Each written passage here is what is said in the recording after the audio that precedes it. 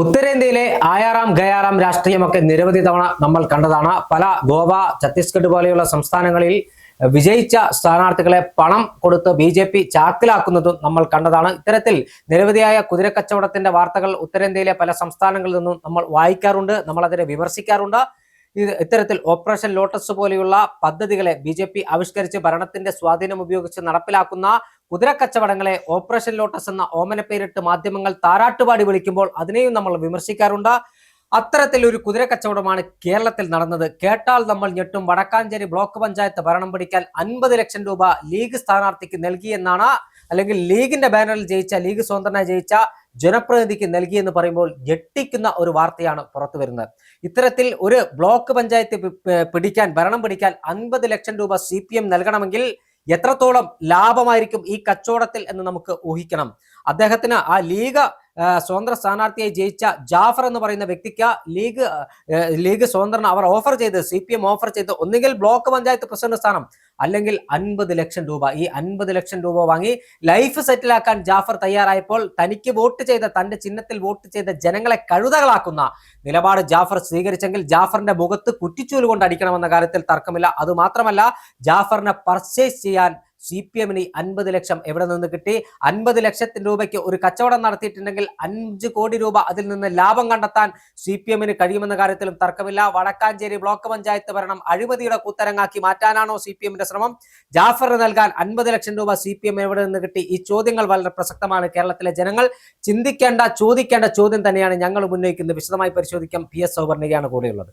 ഈ 50 ലക്ഷം രൂപ വാങ്ങി ഒരു ബ്ലോക്ക് പഞ്ചായത്ത് അംഗത്തെ പർച്ചേസ് ചെയ്യാൻ CPMന് എവിടെ നിന്നാണ് പണം ലഭിച്ചത്? ഇത് നഗ്നമായ കുതിര കച്ചവടമായി നമുക്ക് വിലയിരുത്താൻ സാധിക്കില്ലേ? തീർച്ചയായും ഈ 50 ലക്ഷം രൂപയുടെ സ്രോതസ് ഏതാണെന്ന ഒരു ചോദ്യം തന്നെയാണ്. കാരണം സ്വാഭാവികമായും ഇപ്പൊ ഭരിക്കുന്നത് ഇടത് സർക്കാരാണ്. അപ്പോൾ അവർക്ക് 50 ലക്ഷം രൂപയെന്നോ 50 കോടി രൂപയെന്നോ പറയുന്നത് വലിയൊരു എമൗണ്ട് അല്ല. കാര്യം സർവീസ് ബാങ്കുകളിൽ നിന്നൊക്കെ എടുത്താൽ മതിയല്ലോ. നമുക്ക് അങ്ങനെ പല അനുഭവങ്ങളും കേരളത്തിലുള്ളതാണ്. പക്ഷേ ഇപ്പൊ ഇതൊരു ജനാധിപത്യ രാജ്യമാണ്. ഒരു ജനാധിപത്യ രാജ്യത്ത് നടക്കേണ്ടതാണോ ഇതെന്നൊരു ചോദ്യമുണ്ട്. കാര്യം ഇപ്പൊ ഈ പറയുന്നത് പോലെ മുസ്ലിം ലീഗിന്റെ സ്വതന്ത്രനാണ്.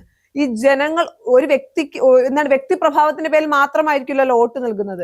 അപ്പൊ ആ ജനങ്ങളെ മുഴുവൻ ചതിച്ചുകൊണ്ട് 50 ലക്ഷം രൂപയ്ക്ക് തന്റെ ലൈഫ് സെറ്റിൽ ആക്കാൻ വേണ്ടി ഇപ്പൊ സ്വാഭാവികമായും 2 ഓഫറാണല്ലോ വെച്ചത്. ഒന്നെങ്കിൽ 50 ലക്ഷം രൂപ സ്വീകരിക്കുക, അതല്ലെങ്കിൽ ബ്ലോക്ക് പഞ്ചായത്ത് പ്രസിഡന്റ് സ്ഥാനത്തേക്ക് വരിക. എനിക്ക് തോന്നുന്നു, എന്റെ ഒരു അഭിപ്രായത്തിൽ 50 ലക്ഷം രൂപ സ്വീകരിക്കുന്നതിനപ്പുറം ഒരു നല്ല ജനപ്രതിനിധി ആകാൻ കഴിയുമായിരുന്നെങ്കിൽ ആ ബ്ലോക്ക് പഞ്ചായത്ത് പ്രസിഡന്റ് സ്ഥാനം സ്വീകരിക്കുന്നതായിരിക്കും. കാരണം നല്ല കാര്യങ്ങൾ ചെയ്യുക. ഇതിനപ്പുറം ഇദ്ദേഹം ചിന്തിച്ചെന്താണ്, അല്ലെങ്കിൽ ജനങ്ങൾക്ക് വേണ്ടിയാണ് ഇദ്ദേഹം തെരഞ്ഞെടുപ്പിൽ മത്സരിച്ചതെങ്കിൽ സ്വാഭാവികമായും ഇത് രണ്ടും ചൂസ് ചെയ്യണമല്ലോ. ഏതെങ്കിലും ഒന്ന് ചൂസ് ചെയ്തേ പറ്റുമെങ്കിൽ ബ്ലോക്ക് പഞ്ചായത്ത് പ്രസിഡന്റ് സ്ഥാനമായിരുന്നു ചൂസ് ചെയ്യുന്നത്. 50 ലക്ഷം രൂപ കൊടുത്തിരുന്ന കച്ചവടമാണോ? രാഷ്ട്രീയ കച്ചവടമാണോ? തങ്ങളുടെ ലാഭത്തിന് വേണ്ടി പണം കൊടുത്ത് വാങ്ങുന്ന രീതിയിലേക്ക് കേരളം മാറി എന്ന് പറയുന്നത് വളരെ മോശമായിട്ടുള്ള ഒരു കാര്യമാണ്. നമുക്കൊരിക്കലും ഇനിയിപ്പോ നമ്മൾ വോട്ട് ചെയ്യുമ്പോൾ എന്ത് വിശ്വാസ്യതയിലാണ് വോട്ട് ചെയ്യുന്നത്? വോട്ടർമാർക്ക് എന്ത് വിശ്വാസമാണ് ഈ ജനപ്രതിനിധികളിൽ ഉണ്ടാകുന്നത്? തീർച്ചയായും കേരളത്തിലെ ജനങ്ങൾ ചിന്തിക്കേണ്ട, ചർച്ച ചെയ്യേണ്ട ഒരു കാര്യം തന്നെയാണ്. സംസ്ഥാനത്തെ ഒരു ബ്ലോക്ക് പഞ്ചായത്തിൽ ജയിച്ച ജനപ്രതിനിധിക്ക് 50 ലക്ഷം രൂപ കൊടുക്കാൻ CPMന് എവിടെ നിന്ന് പണം കിട്ടി എന്നൊരു ചോദ്യം പ്രസക്തമാകുന്നുണ്ട്. CPMനെ സംബന്ധിച്ചിടത്തോളം അവർക്ക് കൃത്യമായ ഫണ്ടുള്ള രാഷ്ട്രീയ പാർട്ടിയാണ് കേരളത്തിൽ എന്ന കാര്യത്തിൽ തർക്കമില്ല. കാരണം പാർട്ടി ലെവി പിരിക്കുന്ന, അതായത് പാർട്ടിയുടെ ഗ്രാമപഞ്ചായത്ത് അംഗങ്ങൾ, ബ്ലോക്ക് പഞ്ചായത്ത് അംഗങ്ങൾ, ജില്ലാ പഞ്ചായത്ത് അംഗങ്ങൾ, നഗരസഭാ കൗൺസിലർമാർ, കോർപ്പറേഷൻ കൗൺസിലർമാർ, MLAമാർ, MP മാർ തുടങ്ങിയ ആളുകൾ പാർട്ടിക്ക് ലെവി കൊടുക്കണം. അത് മാത്രമല്ല, സർക്കാർ ഉദ്യോഗസ്ഥർ അടക്കം, പാർട്ടി അനുഭാവികളായ സർക്കാർ ഉദ്യോഗസ്ഥർക്കും കൃത്യമായി പാർട്ടിക്ക് ലെവി കൊടുക്കേണ്ട ആളുകളാണ്.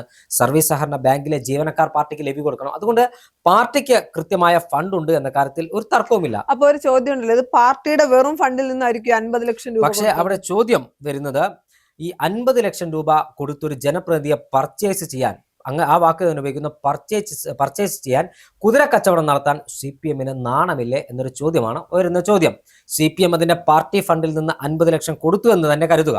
പക്ഷേ ഒരു ജനാധിപത്യത്തിൽ CPMനെതിരെ മത്സരിച്ച്, അല്ലെങ്കിൽ ഇടതുപക്ഷ ജനാധിപത്യ മുന്നണിക്കെതിരെ മത്സരിച്ച് ഒരു നാട്ടിലെ ജനങ്ങൾ ഇടതുപക്ഷ ജനാധിപത്യ മുന്നണിക്കെതിരെ വോട്ട് ചെയ്ത് ജയിപ്പിച്ച ഒരു UDFന്റെ സ്വതന്ത്ര സ്ഥാനാർത്ഥിയെ 50 ലക്ഷം രൂപ നൽകി പർച്ചേസ് ചെയ്ത് കുതിരക്കച്ചവടം നടത്തി, അല്ലെങ്കിൽ തങ്ങൾക്ക് അനുകൂലമാക്കി വോട്ട് ചെയ്യുന്ന സാഹചര്യത്തിലേക്ക് CPM എത്തിച്ചെങ്കിൽ CPM എന്ത് സന്ദേശമാണ് കേരളത്തിലെ ജനങ്ങൾക്ക് നൽകുന്നത്? ഇത്രത്തോളം കേരളത്തിലെ CPM അധപ്പതിച്ചോ എന്നൊരു ചോദ്യമാണ് ഉയരുന്നത്. കാരണം CPM പോലെയുള്ള ഒരു രാഷ്ട്രീയ പാർട്ടി കേരളത്തിലെ ജനങ്ങളുടെ മുമ്പിൽ ഇത്രത്തോളം അപഹാസ്യരാകരുത് എന്നാണ് പറയാനുള്ളത്.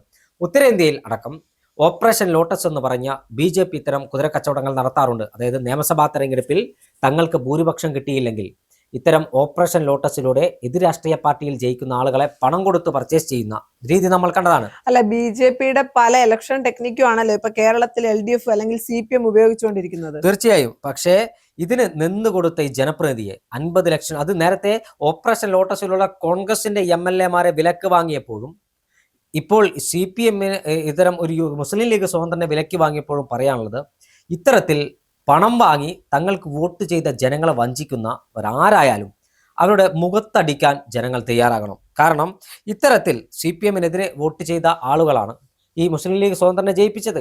അത് പണം വാങ്ങി ജനാധിപത്യത്തെ ഒറ്റുകൊടുത്ത, അല്ലെങ്കിൽ പണം വാങ്ങി ജനങ്ങളുടെ സമ്മതിദാനാവകാശം തനിക്ക് അനുകൂലമാക്കി തനിക്ക് വോട്ട് ചെയ്ത ജനങ്ങളെ വഞ്ചിച്ച ഇയാളെയൊക്കെ കേരളത്തിന്റെ ജനാധിപത്യത്തിന് തന്നെ അപമാനമാണ്. ഇത് സംബന്ധിച്ച് കൃത്യമായ അന്വേഷണം നടത്തണം. 50 ലക്ഷം രൂപ ഇവിടെ നിന്ന് നൽകി ഇതിന്റെ സ്രോതസ്സിനെ കുറിച്ച് അന്വേഷിക്കണം. അതുമാത്രമല്ല, ഇത്തരത്തിൽ ഒരു ജനാധിപത്യത്തെ കശാപ്പ് ചെയ്യുന്ന, ജനാധിപത്യത്തെ ഇല്ലാതാക്കുന്ന CPM-ന്റെ നാണംകെട്ട നെറികെട്ട രാഷ്ട്രീയം കേരളത്തിന്റെ ജനാധിപത്യത്തിന്റെ ഏടിൽ ഒരു കറുത്ത പൊട്ടായി എന്നും നിലനിൽക്കും. ഈ വിഷയത്തിൽ CPM-ന് എന്താണ് പറയാനുള്ളത്? തൃശ്ശൂർ ജില്ലയിലാണ്, വടക്കാഞ്ചേരിയിലാണ് നടക്കുന്നത്. കരുവന്നൂർ ബാങ്ക് തട്ടിപ്പ് ഉൾപ്പെടെയുള്ള തട്ടിപ്പുകൾക്ക് കുപ്രസിദ്ധി നേടിയ ജില്ലയാണ്.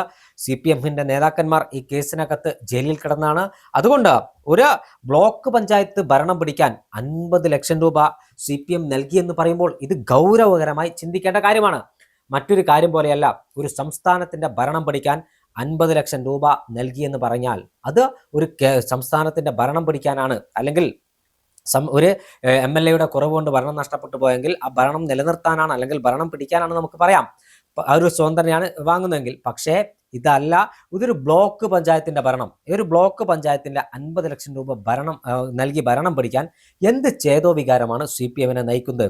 പണം കൊണ്ട് എല്ലാം നേടാമെന്നാണ് CPM കരുതുന്നെങ്കിൽ CPM-ന് തെറ്റി. ഈ പണം വാങ്ങി CPM-ന് അനുകൂലമായി വോട്ട് ചെയ്ത ഈ ജനപ്രതിനിധിയെ, ബ്ലോക്ക് പഞ്ചായത്ത് അംഗത്തെ ജനങ്ങൾ കൈകാര്യം ചെയ്യും. ഒന്നാമത്തെ കാര്യം. രണ്ടാമത്തെ കാര്യം, ഈ 50 ലക്ഷം രൂപ ജനങ്ങളുടെ വോട്ടിന് ഇദ്ദേഹം വിലയിട്ടത് 50 ലക്ഷം രൂപയാണ്. ബുള്ളറ്റിനേക്കാൾ ശക്തിയാണ് ബാലറ്റ് എന്ന് പറഞ്ഞതുപോലെ ജനങ്ങളുടെ പരമാധികാരമാണ് വോട്ടവകാശം. ആ വോട്ടവകാശം നഗ്നമായ തനിക്ക് വോട്ട് ചെയ്ത ആളുകളുടെ വോട്ടവകാശത്തെ വെല്ലുവിളിക്കുന്ന തരത്തിലാണ് ഈ നേതാവ്, ഈ സ്വതന്ത്രൻ പ്രവർത്തിച്ചത്. ഇദ്ദേഹത്തെ പോലെയുള്ള ആളുകൾ ജനാധിപത്യത്തിന് തീരാ കളങ്കമാണ്.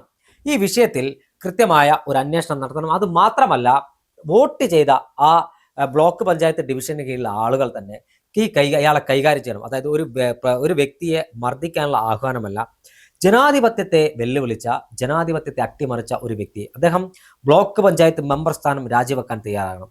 അത് തയ്യാറായില്ലെങ്കിൽ അത് രാജിവെപ്പിക്കാൻ അവിടുത്തെ ജനങ്ങൾ മുന്നിട്ടിറങ്ങണം. അത് മാത്രമല്ല, ഈ വിഷയത്തിൽ CPM-ന് എന്താണ് പറയാനുള്ളത്?